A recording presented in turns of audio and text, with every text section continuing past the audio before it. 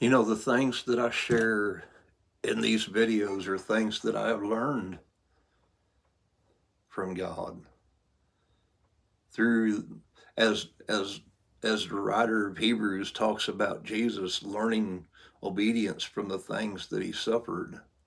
And having been made perfect, he became the initiator of eternal salvation to as many as obey him. Well, you know, this is what Paul is describing in Philippians chapter 3. You know, conforming himself unto the death of Christ, that he might know him and the power of his resurrection. We're talking about right now, because this is the faith that we're water baptized into. You know, as we put to death the deeds of the body by the Spirit of God that we're sealed with, and we make the will and desire of the flesh a living sacrifice unto God that he's describing in Romans 12. You know,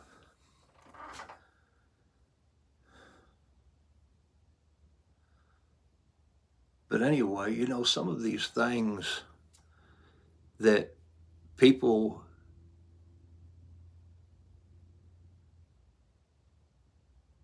falsely taught on that held me and other people in condemnation by their false teachings.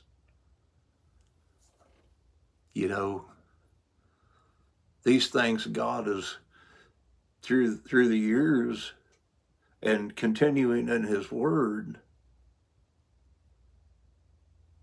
coming to the knowledge of the truth.